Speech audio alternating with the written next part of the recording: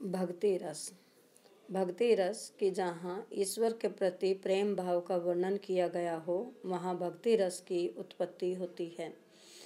कुछ विद्वानों ने भक्ति रस को अलग नहीं माना था कि उनका मानना था कि जो रति अर्थात जो प्रेम स्थायी भाव श्रृंगार रस में होता है, भक्ति रस और वात्सल्य रस उसी के अंतर्गत आना चाहिए, क्योंकि वहाँ भी रति स्थायी भाव है और यहाँ भी रति स्थायी भाव है।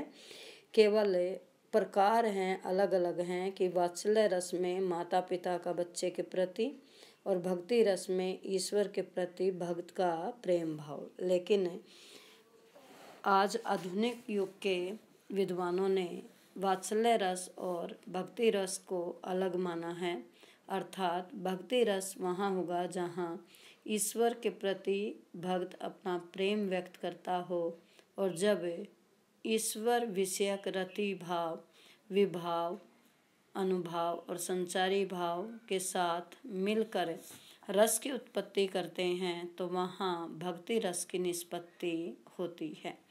अर्थात यहाँ भक्त का भगवान के प्रति प्रेम दिखाया जाता है। इस आधार पर भक्ति रस का स्थायी भाव होगा देवरति अर्थात देवता या देवताओं के प्रति प्रेम या ईश्वर विषयक रति कि भगवान से संबंधित प्रेम कि जब भक्त भगवान के प्रति प्रेम व्यक्त करता है तब वहाँ भक्ति रस की उत्पत्ति होती है। अर्थात जब स्थायी भाव रति या ईश्वर विषयक रति भक्त के मन में भगवान की मूर्ति या भगवान के गुणों को स्मरण करने से, स्मृति करने से उत्पन्न होती है, तब वहाँ भक्ति रस की उत्पत्ति होती है।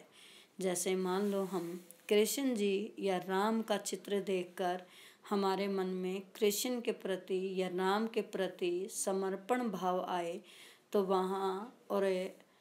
वहाँ भक्ति रस होगा और भक्त अपने मन की दशा अर्थात मन के समर्पण भाव को व्यक्त करे तब वहाँ भक्ति रस की उत्पत्ति होगी। जैसे तू दयालु दीन हो, तू दानी हो भिखारी हो प्रसिद्ध चातकी, तू पाप पुंज हारी।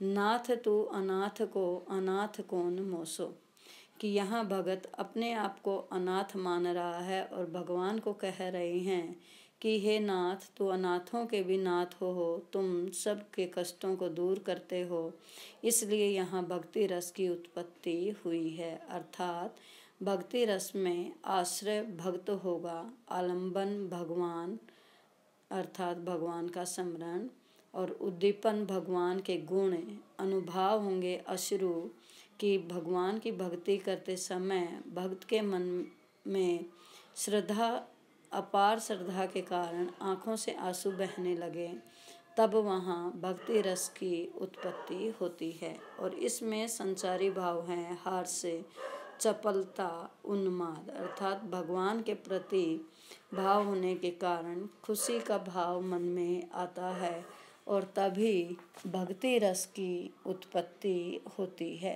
तो भक्ति रस में भक्त का भगवान के प्रति समर्पण भाव होता है।